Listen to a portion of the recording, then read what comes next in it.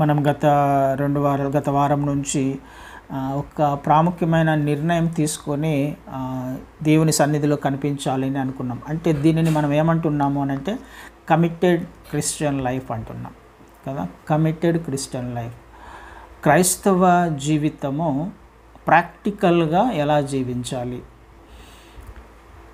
కమిటెడ్గా ఆయనకు ఉండడం. కమిటెడ్ అంటే మనం తెలుగులో నమ్మకంగా దేవునికి నమ్మకమైన జీవితాన్ని జీవించడం అనేది క్రైస్తవుని యొక్క పిలుపు, విశ్వాసి యొక్క పిలుపు కదా. నమ్మకత్వము అనేది చాలా ప్రాముఖ్యమైన విషయం.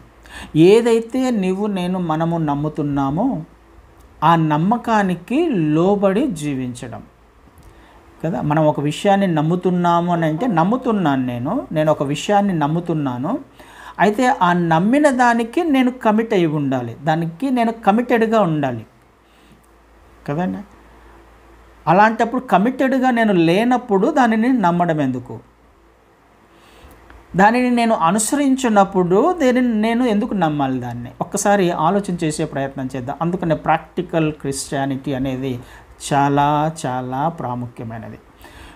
క్రైస్తవ్యం గురించి అందరికీ తెలుసు, క్రీస్తుని గురించిన జ్ఞానము అందరికీ ఉంది, కానీ జీవించే విధానము అనేది ఎంతవరకు ఉంది, ఎంతమందికి ఉంది అన్నది ప్రాముఖ్యం. ఇది లేకపోతే ఎవరు కూడా నిత్యత్వంలోకి వెళ్ళలేరు. అనేక సార్లు మనం నేర్చుకున్నాం ఇరుకైన మార్గము అది. అనేక మంది ప్రవేశించడానికి ప్రయత్నం చేస్తారు, కానీ దానిని కనుక్కునేవాళ్ళు అక్కడ రాయబడిన మాట కొందరే కనుగొందురు అని రాయబడి ఉంది కదా. 7వ అధ్యాయంలో మనం చూస్తాం మత్తయి సువార్తలో. అనేక మంది ప్రయత్నం చేస్తారు ప్రవేశించడానికి, కానీ కనుక్కునేవాళ్ళు అంటే ఆ మార్గం దానంతా కాదు మనకు బయలుపరచబడదు, కానీ కనుక్కోవాలి. అంటే మన ప్రయత్నము అన్నది అక్కడ ఖచ్చితంగా జరగాలి. ప్రయత్నము లేకపోతే ఆ ఇరుకైన మార్గము కూడా కనిపించదు నీకు నాకు. మన ప్రయత్నము లేకపోతే ఇరుకైన మార్గంలో ప్రవేశించలేం. మన ప్రయత్నం లేకపోతే నిత్యత్వాన్ని స్వతంత్రించుకోలేం.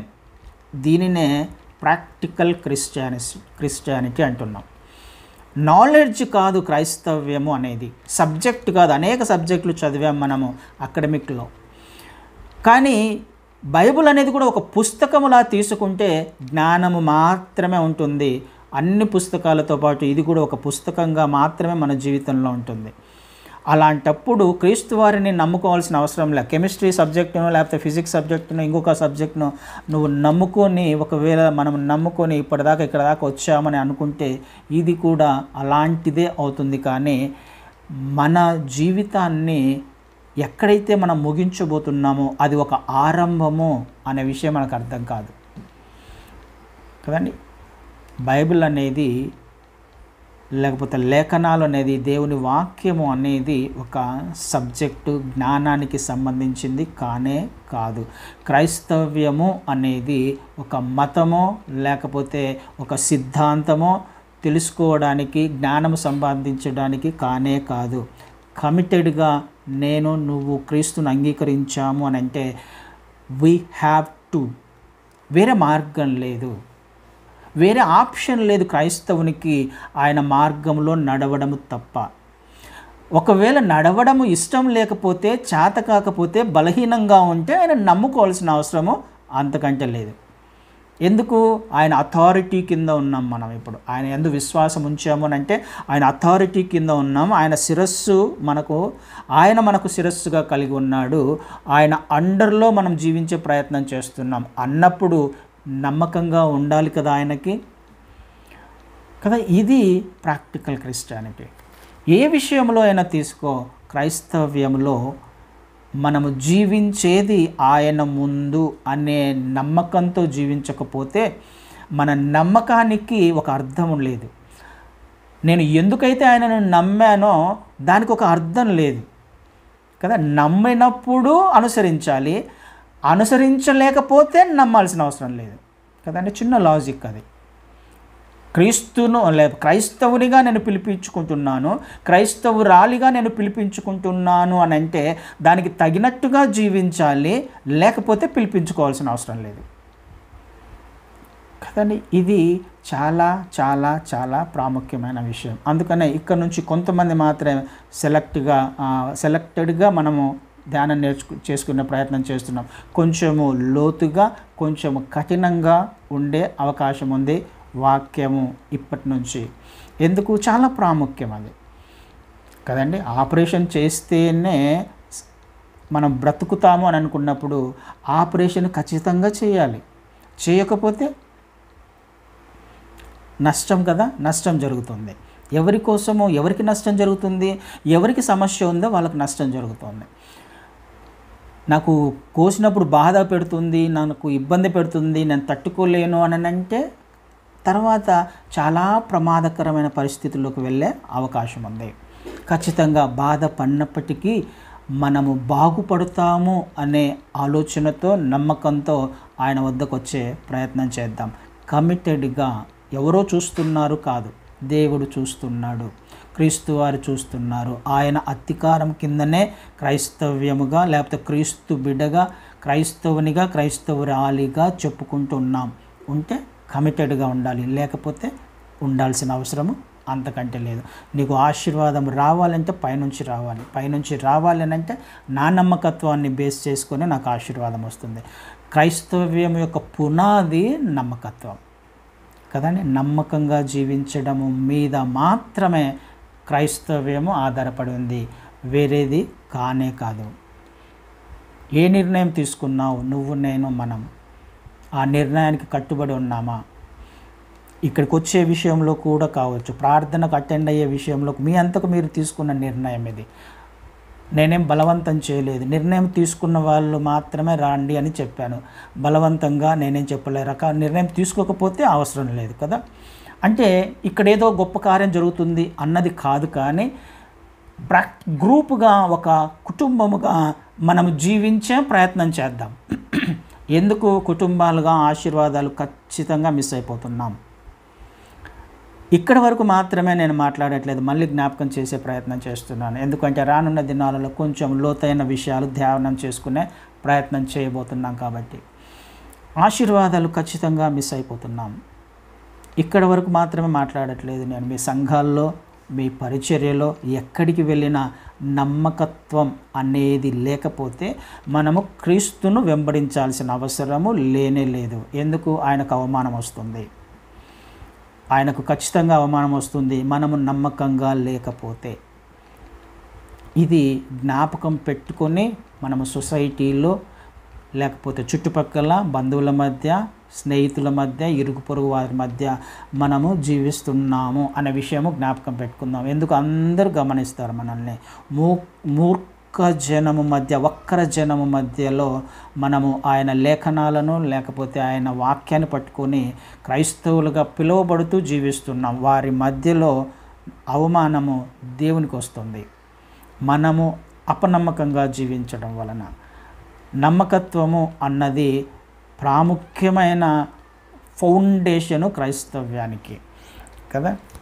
అది క్రీస్తు వారు కూడా చాలాసార్లు మాట్లాడతాడు, చాలా విషయాలలో మాట్లాడతాడు. ఒక్కసారి లూకా సువార్త 16వ అధ్యాయాన్ని చూసే ప్రయత్నం చేద్దాం. లూకా సువార్త 16వ అధ్యాయంలో 10వ వచనాన్ని చదువుతాను. మిక్కిలి కొంచెములో నమ్మకంగా ఉండువాడు ఎక్కువలోనూ నమ్మకంగా ఉండును, మిక్కిలి కొంచెములో అన్యాయముగా ఉండువాడు ఎక్కువలోనూ అన్యాయముగా ఉండును కదా. ఖచ్చితంగా నమ్మకత్వం గురించి దేవుడు మాట్లాడుతున్నాడు. మిక్కిలి కొంచెములో నమ్మకంగా ఉండేవాడు. కొంచెం అంటేనే చాలా కొంచెము. ఈ మిక్కిలి కొంచెం అనే మాట కూడా రాయబడింది అక్కడ. మిక్కిలి కొంచెం అనే మాట అంటే చాలా తక్కువనే. ఆయన ఎక్స్పెక్ట్ చేసేది గొప్ప కార్యాలు, శూర కార్యాలు మన నుంచి ఎక్స్పెక్ట్ చేయట్లే ఆయన కదండి. ఎక్కువ ఏదో అద్భుతాలు చేయమనో, లేకపోతే మనకు అసాధ్యమైన పని ఏదో మనకిచ్చి చేయమని చెప్పట్లా. నీకు ఏదైతే ఇచ్చాడో, ఏ జీవితం అయితే జీవిస్తున్నావో, ఎవరి మధ్యలో అయితే జీవించే ప్రయత్నం చేస్తున్నావో, ఏ మాట మాట్లాడుతున్నావో, ఏ క్రియ చేసే ప్రయత్నం చేస్తున్నావో, ఏ ఆలోచన చేస్తున్నావో అందులోనే నమ్మకంగా ఉండు అంటున్నాడు. ఏదైతే మనకు ఇవ్వబడిందో, మనం ఏదైతే కలిగి ఉన్నామో అందులోనే నమ్మకంగా ఉండు అంటున్నాడు. మిక్కిలి కొంచెములోనే, ఇవ్వబడిన ఆ కొంచెములోనే నమ్మకంగా మాట్లాడు, నమ్మకంగా ప్రవర్తించు, నమ్మకంగా జీవించే ప్రయత్నము చేసినప్పుడే క్రీస్తుకు మహిమ వస్తుంది. మన హెడ్కి, ఎవరైతే శిరస్సుగా ఉన్నారో, ఎవరి అధికారం కింద అయితే జీవిస్తున్నామో అని మనం అనుకుంటున్నామో ఆయనకు మహిమ. క్రైస్తవ్యం అంతా దేవుని నామము మహిమపరచబడడానికి మాత్రమే. నీ సొంత జ్ఞానంతో నిన్ను నువ్వు బోస్ట్ చేసుకోవడానికి, నీ గురించి నువ్వు చెప్పుకోవడానికి, సమాజంలో ఒక గొప్ప స్థాయిలో జీవిస్తున్నాను అని ఒకవేళ మనం అనుకుంటూ ఆయనను పక్కన పెట్టే ప్రయత్నం చేస్తే క్రైస్తవ్యము కాదు. అది క్రీస్తు అధికారం కింద ఉన్నామని చెప్పుకోవడము అబద్ధము కదండి. ఆలోచన చేసే ప్రయత్నం చేద్దాం అలా జీవించడానికి. ఎందుకు? ఆయన రాకడ అతి అతి అతి సమీపంలో ఉంది. ఎత్తబడాలి అని అంటే నా నమ్మకత్వాన్ని ఆధారం చేసుకొనే నేను ఎత్తబడతాను, నా ప్రవర్తనను ఆధారం చేసుకునే నేను ఎత్తబడతాను, నా జీవిత విధానాన్ని బేస్ చేసుకొని మాత్రమే నేను ఎత్తబడతాను. కానీ అనుకోవడం వలన నేను నమ్మకంగా ఉన్నాను అని అనుకోవడము, పొరపాటు పడడం, మోసం చేసుకోవడం వలన ఎట్టి పరిస్థితుల్లో ఎత్తబడం. ఎందుకు? ఆయనకు తెలుసు ఎంతవరకు మనం నమ్మకంగా ఉన్నామో ఆయన వాక్యానికి, లేకపోతే ఏదో ఒక దానికి నేను కమిట్ అయ్యాను, ఒక ఆత్మీయ జీవితానికి కమిట్ అయ్యాను, సంఘానికి కమిట్ అయ్యాను, లేకపోతే ఒక కార్యక్రమానికి కమిట్ అయ్యాను అంటే దానిని ఆధారం చేసుకునే మన యొక్క ఆశీర్వాదము, మన యొక్క ప్రతిఫలము ఆధారపడి ఉంటుంది.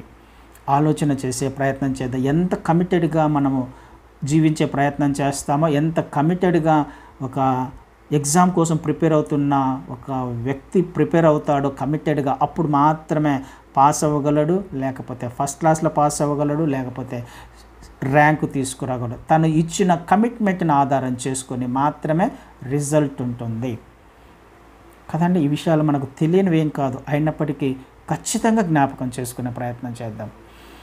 మైండ్లో ఫిక్స్ అయిపోవాలి క్రైస్తవ్యము అనేది అందుకే మన అబ్రహాం గారితో దేవుడు మాట్లాడతాడు 17వ అధ్యాయంలో, ఆదికాండం, నా ఎదుట నువ్వు నిందారహితముగా జీవించాలి, నిందారహితంగా జీవించాలి కదండి. అనుకోవడం కాదు, జీవించడము క్రైస్తవ్యము. బ్లేమ్లెస్గా జీవించడము క్రైస్తవ్యం. అంత సులభమా? కానే కాదు. కానీ ప్రయత్నము ఖచ్చితంగా చేయాలి, జీవించడము ఖచ్చితంగా చేయాలి. ఆ ప్రయత్నం చేస్తున్నప్పుడు ఆయన సహాయము ఖచ్చితంగా ఉంటుంది కదా. ఆయన మనల్ని ముందుకు తీసుకువెళ్ళే బాధ్యత ఆయన తీసుకుంటాడు. నీ ప్రయత్నమే లేకపోతే ఆయన కూడా ఏమి చేయలేడు, ఏమి చేయడు కూడా. మొదటగా నీ నుంచి మొదలవ్వనిది ఏది కూడా ఎక్స్పెక్ట్ చేయొద్దు నా జీవితంలో జరుగుతుంది అని. నా నుంచి ఏదైనా మొదలవ్వాలి, నీ నుంచి ఏదైనా, మీ నుంచి, మన నుంచి మొదలవ్వనిది ఏది కూడా వేరే వాళ్ళ నుంచి జరుగుతుంది, దేవుని నుంచి జరుగుతుంది అని ఎట్టి పరిస్థితిలో ఎక్స్పెక్ట్ చేయదు. వాక్యంలో అనేక లేఖనాలు ఉన్నాయి. మొదటగా నా వద్దకు రా, నేను నీ వద్దకు వస్తాను, నా వైపు తిరుగు, నేను నీ వైపు తిరుగుతాను కదా. రెస్టరేషన్ ఎప్పుడు జరుగుతుంది? నేను తిరిగినప్పుడు, నేను చేసినప్పుడు, నేను మొదలుపెట్టినప్పుడు, అప్పుడు నా జీవితంలో ఆయన కార్యం చేస్తాడు. నేను చేయకుండా ఏది కూడా మన జీవితంలో ఆశీర్వదించబడాలి, మేలులు జరగాలి అని ఎట్టి పరిస్థితిలో కోరుకోవద్దు. అలా ఎవరైనా చెప్పారంటే అబద్ధం అది. ఆలోచన. ఆయన ప్రేమమయుడే, కనికరం కలిగిన వాడే, కరుణామయుడే, కానీ ఆయన పరిశుద్ధుడు, ఆయన న్యాయవంతుడు, నీతిపరుడు. ఒకవైపు మాత్రమే చూడకండి కదా. రెండంచులు గల ఖడ్గం అది. ఒకవైపు మాత్రమే చూస్తే పొరపడతాం, మోసపోతాం. ఆయన కనికరము, ఆయన ప్రేమ ఆల్రెడీ అవైలబుల్లో ఉన్నాయి మనకి. కానీ అది ఏం చేయాలి? మనల్ని పరిశుద్ధతలో ఎదిగేలా చేయాలి, నమ్మకంగా జీవించడంలో ఎదిగేలా చేయాలి. ఇది మాత్రమే జరగాలి క్రైస్తవ్యంలో కదండి. కొంచెములో, మనకున్న కొంచెములో నమ్మకంగా ఉండమని దేవుని వాక్యము ఖచ్చితంగా సెలవిస్తుంది. పునాది నమ్మకత్వము. క్రైస్తవ్యానికి పునాది నమ్మకత్వము మాత్రమే. ఒక ఎగ్జాంపుల్ చెప్పే ప్రయత్నం చేస్తాను. ఒక సేవకుడు ట్రాన్స్ఫర్ అయ్యాడు, ఒక ప్రాంతం నుంచి ఇంకొక ప్రాంతానికి ట్రాన్స్ఫర్ అయ్యాడు. ఆ సంఘానికి వెళ్ళడానికి బస్సులో ప్రయాణం చేస్తున్నాడు.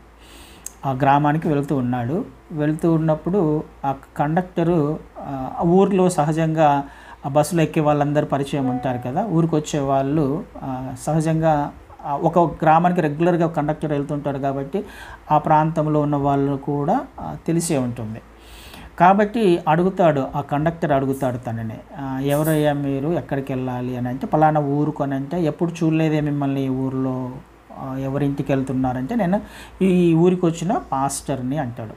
నేను ఈ ఊరికి వచ్చిన పాస్టర్ని అని అని అంటే, అవునా అని చెప్పేసి సర్లే అని టికెట్ ఇస్తాడు.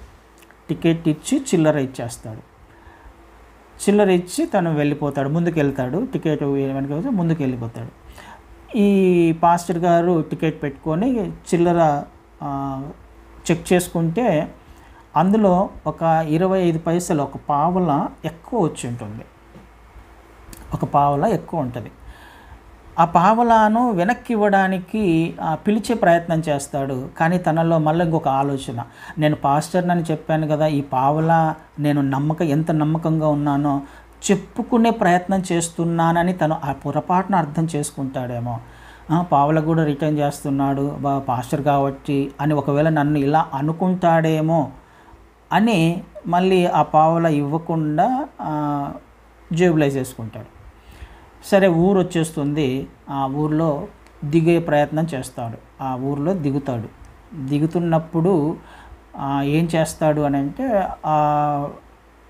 దిగేటప్పుడు మళ్ళీ కండక్టర్ని పిలిచి, అయ్యా నాకు యాక్చువల్గా నువ్వు చిల్లర ఇచ్చేటప్పుడు ఒక 25 పైసలు ఎక్కువ వచ్చింది, కానీ నా మనసు గద్దిస్తుంది, ఈ చిన్న పావల మళ్ళీ నువ్వు ఏదన్నా అనుకుంటావేమో, అయినప్పటికీ నేను చేయాల్సిన పని, నాది కానిది ఏది కూడా నాకు అవసరం లేదు. అది పావలానే కావచ్చు, ₹1,00,000 కావచ్చు, 25 లక్షలు, 10 లక్షలు ఎంతైనా కాదు, నాది కానిది నాకు అవసరం లేదు.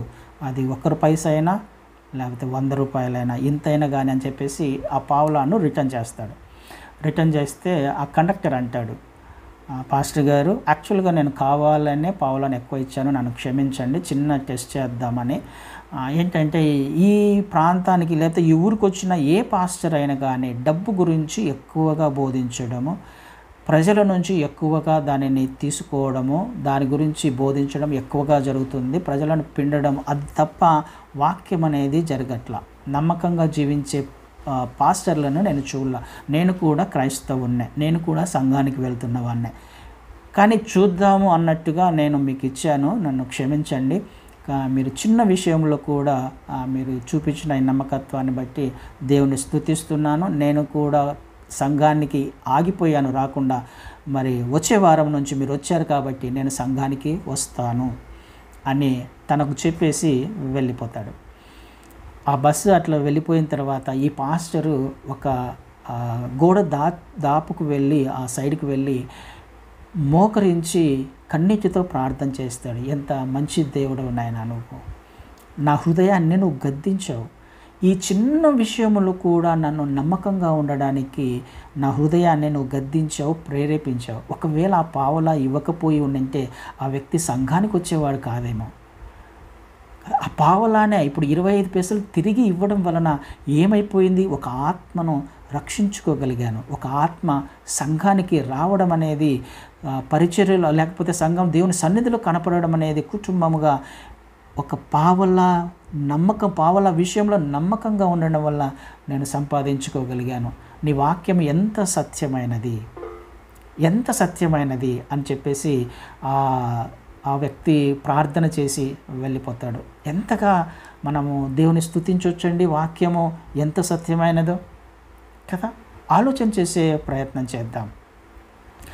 మిక్కిలి కొంచెంలో నమ్మకంగా ఉండడము, ఎవరి కోసమో కాదు, మనుషుల కోసమో కాదు, లేకపోతే ఎవరైనా చూస్తున్నారో, అందరూ చూస్తున్నప్పుడు నమ్మకంగా జీవించడము, ఆరాధన చేయడము అందరూ చేసే పనే. కానీ ఎవరు చూడనప్పుడు, లేకపోతే మన జీవితమే నమ్మకంగా జీవించడం అనేది మొదలు పెట్టడం అనేది క్రైస్తవ్యంలో ప్రాముఖ్యమైన లక్షణం. అది ఏ సందర్భంలో అయినా, ఏ సమయంలో అయినా నమ్మకత్వము.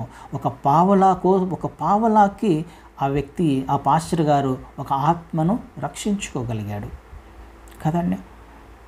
చుట్టూ ఉన్న జనాలు నిన్ను, నన్ను, మనల్ని గమనిస్తూ ఉంటారు. క్రైస్తవ్యము జీవిత విధానము. జీవించే జీవిత విధానము, మాట్లాడే పద్ధతి, ప్రవర్తించే తీరు, ఇది అర్థం కాకపోతే క్రైస్తవ్యానికి మనం క్రీస్తును అంగీకరించడంలో ఎలాంటి మేలు జరగదు. మనల్ని మనం మోసం చేసుకోవడం, మన సాటిస్ఫాక్షన్ కోసము క్రైస్తవ్యములో ఉన్నామేమో. ఇదే ప్రాక్టికల్ క్రిస్టియానిటీ అంటే. లేఖనాలను క్రియలలో పెట్టడమే. అది చిన్నది కావచ్చు, పెద్దది కావచ్చు. ఆయన మన నుంచి గొప్ప విషయాలు ఎక్స్పెక్ట్ చేయట్లా, గొప్ప పనులు ఎక్స్పెక్ట్ చేయట్లా. ఆయన ఉన్న దాంట్లో, ఇవ్వబడిన దాంట్లో, నీకు ఇచ్చిన 24 గంటల్లో నువ్వు చేసే పనులలో కావచ్చు, క్రియలలో, ఆలోచనల్లో, సమయాన్ని వెచ్చించడంలో, ఏదైనా కావచ్చు, అది నమ్మకంగా జీవించడము. ఒకరు చూస్తున్నారన్నది కానే కాదు. క్రీస్తు వారి కన్నులు నిన్ను, నన్ను, మనల్ని ఎప్పుడు చూస్తూనే ఉంటాయి కదండి. 24 గంటలు ఆయన మనల్ని గమనిస్తూనే ఉంటాడు. ఎందుకు? ఆయన అధికారం కింద ఉన్నాం కదా, ఆయన బౌండరీలో ఉన్నాం అన్నప్పుడు ఆయన బాధ్యత అది. తన బిడ్డల గురించి, తన బిడ్డలకు క్షేమం ఇవ్వాలా, ఆరోగ్యం ఇవ్వాలా, లేకపోతే ఇంకొకటి ఇవ్వాలా, ఆశీర్వాదాలు ఇవ్వాలి అని అంటే ఆయన ప్రతి ఒక్క వ్యక్తిని గమనిస్తూనే ఉంటాడు. మనల్ని శిక్షించినా అది మన క్షేమం కొరకే, మనల్ని అవమానాల గుండా తీసుకువెళ్ళినా అది మన క్షేమం కొరకైతే అది గ్రహించినప్పుడు అప్పుడు అర్థమవుతుంది, తెలుసుకున్నప్పుడు అర్థమవుతుంది. ఎందుకు నేను ఇలా ఉన్నాను అని గ్రహించినప్పుడు అర్థమవుతుంది. మనము నమ్మకంగా జీవించామా, అపనమ్మకంగా జీవించామా? ఇది చాలా చాలా ప్రాముఖ్యమైన విషయము. చాలా లేఖనాలు ఉన్నాయి. బల నమ్మకమైన మంచి దాసుడా, నమ్మకమైన మంచి దాసుడా, ఈ కొంచెంలో నువ్వు నమ్మకంగా ఉన్నావు. కొంచెంలోనే నమ్మకంగా ఉండడానికి ఆయన ఎక్స్పెక్ట్ చేస్తున్నాడు. అందుకని ఇదే లేఖనాల్లో ఒక్క మాట కిందికి చూద్దాం. 10వ వచనంలో చదివాం కదా, కొంచెంలో నమ్మకంగా ఉంటే ఏమవుతుందంట, ఎక్కువలో కూడా నమ్మకంగా ఉండే అవకాశం ఉంది. మనకి ఇవ్వబడిన ఎంత పని అయినా మనము ఇష్టంతో చేస్తాము, నమ్మకంతో చేస్తాం. కొంచెంలో నమ్మకంగా లేకుండా 1,00,000 రూపాయలు ఇచ్చాడు అనుకోండి ఎవరన్నా, దాని ఖర్చు చెప్పమంటే చెప్తాం, చాలా సులభంగా చెప్తాం. ఎందుకు? పెద్ద అమౌంట్ కాబట్టి ఆ 1,00,000 రూపాయలకు లెక్క చెప్పడం పెద్ద కష్టం కాదు. కానీ 10 రూపాయలు ఇచ్చి ఖర్చు పెట్టి లెక్క చెప్పమంటేనే కష్టం అవుతుంది. 10 రూపాయలకి ఏం లెక్క చెప్తానులే కదా, 100 రూపాయలకి ఏం లెక్క చెప్తానులే. 1,00,000 రూపాయల్లో 10 రూపాయలు, 100 రూపాయలు చెప్పకపోయినా ఏం కాదు, 100 రూపాయలే కదా సరే అని పక్కన పెట్టేస్తాం. కానీ దేవుడు చూసేది ఆ 100 రూపాయలనే. ఆ 100 రూపాయలలో ఎంత నమ్మకంగా ఉన్నావు, ఆ 10 రూపాయలు తప్పిపోయినప్పుడు ఆ 10 రూపాయలలో ఎంత నమ్మకంగా ఉన్నావు. దేవుడు చూసేది చిన్న దాంట్లో, చిన్న విషయంలోనే నమ్మకత్వాన్ని చూస్తాడు. దానిలో నుంచి మనము పెద్ద విషయాలను ఆయన ఇచ్చే ప్రయత్నం చేస్తాడు కదా. అదే మాట అంటాడు ఆయన 11వ వచనంలో, కాబట్టి మీరు అన్యాయపు సిరి విషయంలో నమ్మకంగా ఉండని యెడల సత్యమైన ధనమును ఎవరు మీ వశము చేయును? అన్యాయపు సిరి విషయంలో నమ్మకంగా ఉండ. ఏంటి అన్యాయపు సిరి విషయము? సిరి అనేది, ధనము అనేది ఈ లోకానికి సంబంధించింది కదండి. ఎవరు కూడా ఇద్దరు యజమానులకు దాసుడుగా ఉండలేదు. ఎవరికి? క్రీస్తుకు, సిరికి కదా. ఈ క్రీస్తుకు, సిరికి దాసులుగా ఎవరు ఉండలేరు. ఇప్పుడు లోకంలో ఉన్నదంతా అన్యాయపు సిరినే కదా. ఈ లోకంలో లోకాధికారి కింద దానిని మనము ఆశిస్తున్నప్పుడు, మనము దానిని కోరుకుంటున్నప్పుడు, మనది కాని దానిని కోరుకుంటున్నప్పుడు, దానిని సంపాదించుకొని దాంట్లో నువ్వు, నేను, మనము నమ్మకంగా లేకపోతే, అంటే మనకు ఒకటి అర్థం అవ్వాలి, ఆయన అథారిటీ కింద ఏది ఉన్నా కానీ ఆయన అథారిటీ కింద ఉన్నది అన్న విషయం అర్థం కావాలి కదా. ఏది మనం సంపాదించుకున్నా, ఏది మనం తీసుకున్నా, మనము కోరుకున్నా అది మనకు సంబంధించింది కాదు అన్నప్పుడు చేయాల్సిన పని ఏంటి? నమ్మకంగా ఉండడం. ఆ దాంట్లో నువ్వు నమ్మకంగా ఉండకపోతే ఏమని రాయబడింది?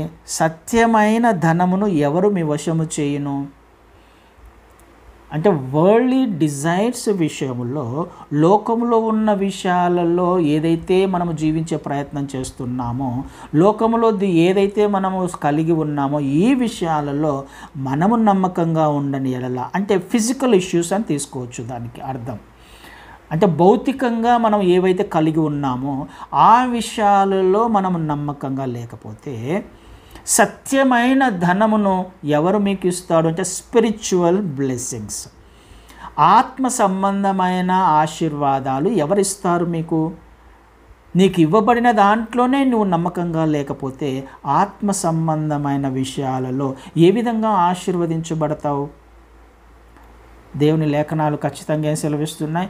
నువ్వు పరలోకంలో ధనాన్ని సమకూర్చుకో అంటున్నాడు ఆయన, భూలోకంలో కాదు కదా. ఇక్కడ కాదు ధనాన్ని సమకూర్చుకోవాలి, పరలోకంలో. నేను అక్కడ సమకూర్చుకోవాలి అని అంటే నేను చేయాల్సిన పని ఏంటి? ఇక్కడ నాకు ఇవ్వబడిన పనిని నేను నమ్మకంగా చేయాలి కదా. నేను ఇందులో నమ్మకంగా ఉంటే నా కొరకు దాచిపెట్టినవి, నా కొరకు దాచిపెట్టాడు దేవుడు. అది ఎవరిస్తారు నీకు అంటే ఏమర్థమవుతుంది? మన అపనమ్మకాన్ని బట్టి మన ఆత్మీయ జీవితానికి సంబంధించిన మేలులను మిస్ అయిపోతున్నాం. పరలోకంలో ధనాన్ని సమకూర్చుకోవడం అనే విషయము మిస్ అయిపోతున్నాం. అది కదా పర్మనెంట్. ఇక్కడ నువ్వు ఏం సంపాదించుకున్నా ఇది కాదు. మనకి ఇవ్వబడిన దాంట్లో మనం నమ్మకంగా ఉండాలి. ఫిజికల్ ఇష్యూస్ ఏవైతే ఉన్నాయో, ఫిజికల్ రిలేషన్సే కావచ్చు, ఫిజికల్గా మనం కలిగి ఉన్న స్థితినే కావచ్చు, ఇందులో నమ్మకత్వాన్ని బట్టి నాకు ఆత్మ సంబంధమైన ఆశీర్వాదాలు వస్తాయి. అవి ఆయన ఇచ్చేటివి, అవి పర్మనెంట్ కదా. పరలోకంలో ధనాన్ని సమకూర్చుకోవడం అనేది పర్మనెంట్, అది శాశ్వతమైనది. ఇది కాదు, భౌతికమైనది అశాశ్వతమైనదే. అంటే ఆయన ఏమని ఇష్టపడుతున్నాడు? ఆల్రెడీ నీ కొరకు నేను ఒక ధనాన్ని సమకూర్చి పెట్టాను పరలోకంలో. ఇది నీకు రావాలి అని అంటే నీకు ఇవ్వబడిన ఈ కొంచెంలో నువ్వు నమ్మకంగా ఉండు. ఇదే క్రైస్తవ్యం అంటే, క్రైస్తవ జీవితం అంటే. పరలోకంలో నా కొరకు దాచిపెట్టిన ఆ ధన నిధిని బట్టి, లేకపోతే ఆ ధనాన్ని బట్టి నేను అక్కడికి వెళ్ళాలా లేదా అన్నది ఆధారపడి ఉంది కదా. ఈ విషయము జ్ఞాపకం చేసుకునే ప్రయత్నం చేద్దాం. ఆ పాస్టర్ గారు పావలాతో పరలోకంలో ఎంత అమౌంట్ని సమకూర్చుకొని ఉంటాడు కదండి.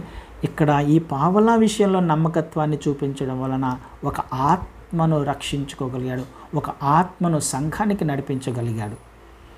ఇది కావాల్సింది, అది దాచిపెట్టబడింది కదా. ఈ లిస్టులో ఆ పాస్టర్ గారికి పరలోకంలో ఎంత ధనం క్రెడిట్ అయి ఉంటుందో మరి. ఇక్కడ మిస్ అయిపోయింటే, ఆ పావలా మిస్ అయిపోయింటే ఎంత మిస్ అయిపోయేవాడో. ఇది జరగాలండి. లెక్కలు వేరే ఉంటాయి, దేవుని లెక్కలు వేరే ఉంటాయి. ఇది చాలా జాగ్రత్తగా అర్థం చేసుకోవాలి. మన లెక్కలు కాదు ఇవి. మనం అసలు లెక్కలే వేయాల్సిన అవసరం లేదు. ఇక్కడ మనకి ఇవ్వబడిన దాంట్లో నమ్మకంగా ఉంటే ఆయన ఆశీర్వాదాలు వేరే లెవెల్లో ఉంటాయి కదా. పట్టజాలనంత విస్తారమైన ఆశీర్వాదాలు ఆయన దాచిపెట్టాడు. అవి కావాలి అని అంటే చేయాల్సిన పని ఉంది. మిక్కిలి కొంచెంలో నమ్మకంగా ఉండడము అన్నది దేవుని యొక్క ప్రాముఖ్యమైన ఉద్దేశము. ఇదే క్రైస్తవ జీవితానికి ఆధారం, పునాది కదండి. ఆలోచన చేసే ప్రయత్నం చేద్దాం. మనల్ని ఆయన చూస్తూ ఉన్నాడు, గమనిస్తూ ఉన్నాడు, ఎంతవరకు నమ్మకంగా ఉన్నామో. ప్రావర్బ్స్ 14 నేను చూడాల్సిన అవసరం లేదు కానీ 14:5 అంటాడు, నమ్మకమైన సాక్షి అబద్ధమాడడు. ఇది ఒక క్యారెక్టర్, నమ్మకంగా జీవించే వ్యక్తిలో ఉండాల్సిన క్యారెక్టర్.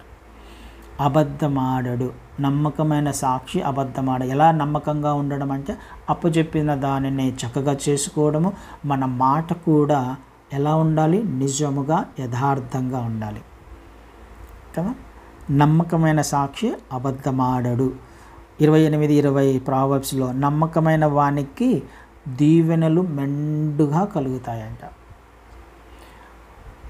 ఆయన లేఖనాలు సెలవిస్తుంది. ఆయన లేఖనము అబద్ధం కాదు, సున్న పొల్లు కూడా అబద్ధం కాదు. అందులో అన్ని నిజాలు అయినప్పుడు, మెండుగా ఆశీర్వాదాలు రావాలనుకున్నప్పుడు దేని కొరకో ఎందుకు తాపత్రయపడడం, దేని కొరకో ఎందుకు ప్రయాసపడడం, ఎవరి వెంటనో ఇంకొక దేనికోసం ఎందుకు మనం వెనక పడడం అనవసరమైన విషయాల గురించి. ఆయననే ఇస్తానంటున్నాడు, మెండుగా ఇస్తానంటున్నాడు.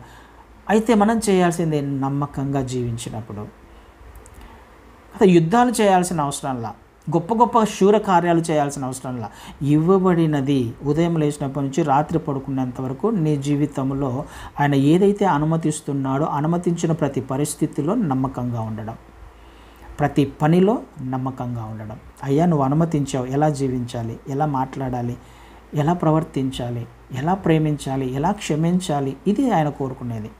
వేరేది ఏం కాదు. ఆయనకు తగినట్టుగా, ఆయన బిడ్డలముగా, ఆయన కుమారులముగా, ఆయన కుమార్తెలముగా కదా. ఆయన నమ్మకమైన వాడు అని రాయబడింది. క్రీస్తు వారు నమ్మకమైన వాడు అని రాయబడింది. ఎక్కడ చూస్తాం మనకు? హెబ్రీలకు రాసిన పత్రికలో, హెబ్రీలకు రాసిన పత్రిక 3వ అధ్యాయంలో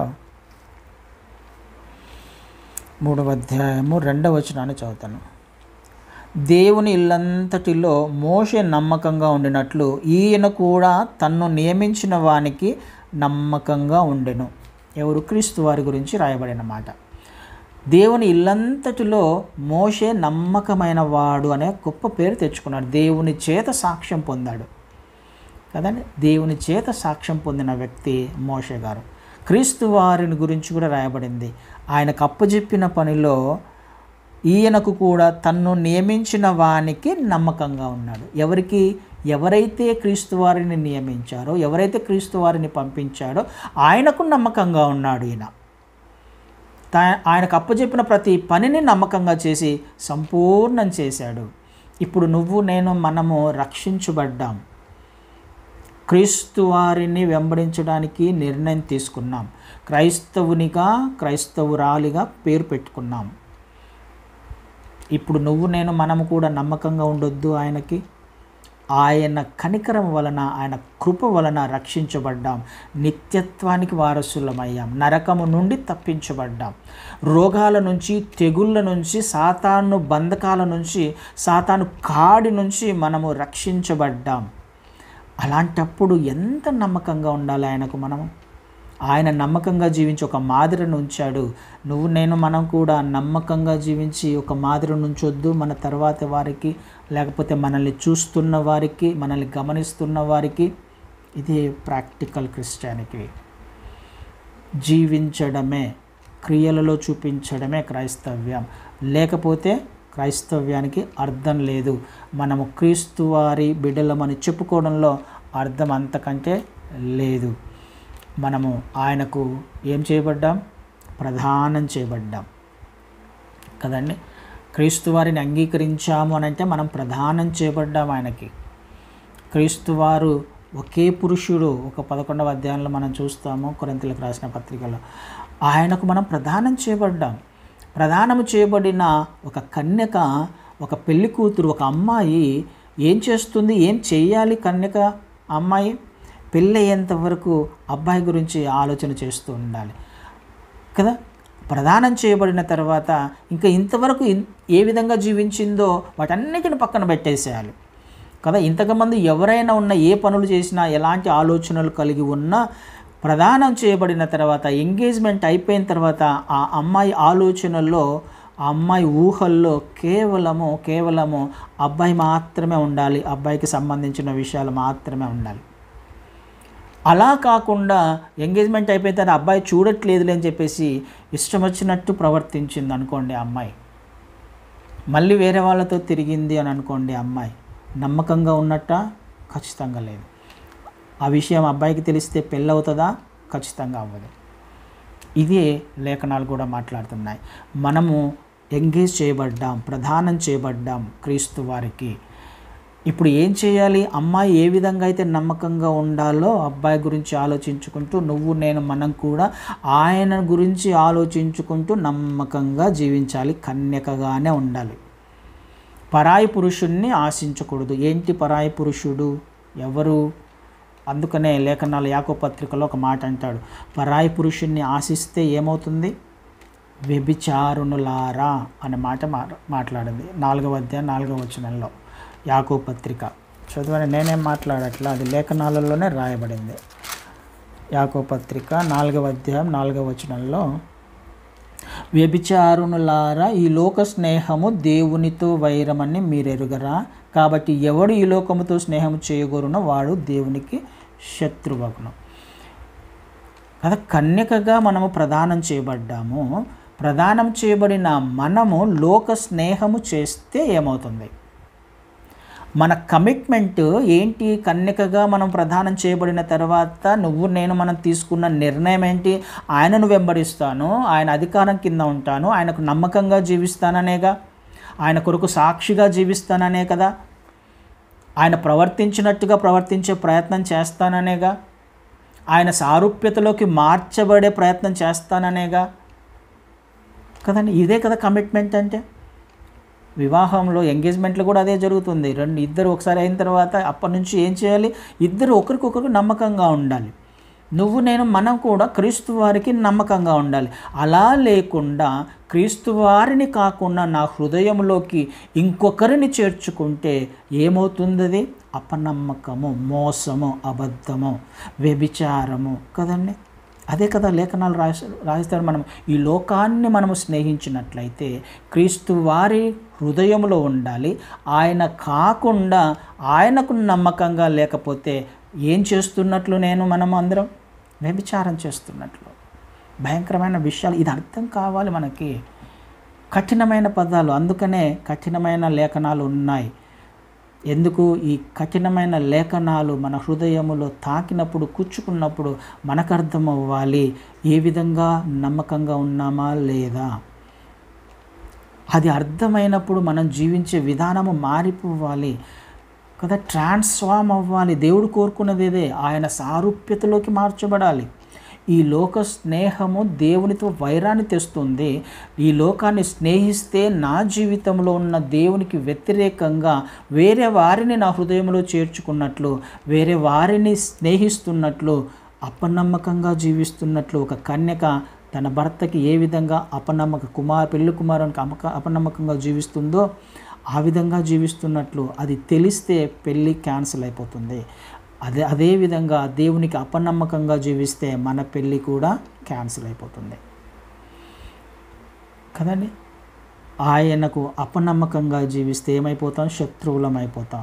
శత్రువులమైనప్పుడు మనము నిత్యత్వానికి ఏ విధంగా వెళ్ళగలం కదండి. ఆలోచన చేసే ప్రయత్నం చేద్దాం.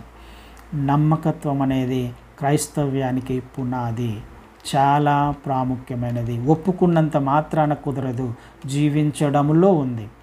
అందరూ ఒప్పుకుంటారు క్రీస్తు వారిని కదా, అందరికీ తెలుసు క్రీస్తు వారు ఎవరో. కానీ ఎంతమంది జీవిస్తున్నారు? అనేక మంది ప్రవేశించడానికి ప్రయత్నం చేస్తారు, కానీ కొంతమంది మాత్రమే కనుక్కుంటారు. ఆ మార్గం యొక్క విలువ ఏంటో, ఆయన చేసిన త్యాగం యొక్క విలువ ఏంటో, ఆయన అధికారం కిందికి ఎలా వచ్చావో, ఎందులో నుంచి మనం తప్పించబడ్డామో, మనకు ఇవ్వబడిన ఆశీర్వాదాలు ఏంటో దానిని రుచి చూసి తెలుసుకున్న వాళ్ళు నమ్మకంగా జీవించే ప్రయత్నం చేస్తారు. వాళ్ళు మాత్రమే కనుక్కుంటారు ఆ మార్గాన్ని. కనుక్కోవాలి, ఆ ఇరుకైన మార్గాన్ని కనుక్కోవాలి. కష్టమే, ఇరుకైన మార్గంలో వెళ్ళాలి, తప్పదు. ఆ మార్గమే మనల్ని పరలోకానికి చేరుస్తుంది. ఇరుకు మార్గము తర్వాత విశాలతను కలుగజేస్తుంది. కానీ ఆయంత మార్గమే కఠినంగా ఉంటుంది, కష్టంగా ఉంటుంది. కానీ భరించాలి, సహించాలి.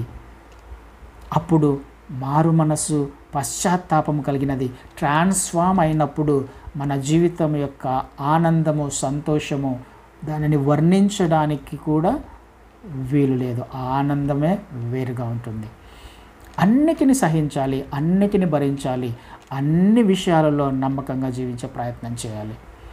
అప్పుడు మాత్రమే నీ జీవితంలో రావాల్సిన ఆశీర్వాదాలు వస్తాయి.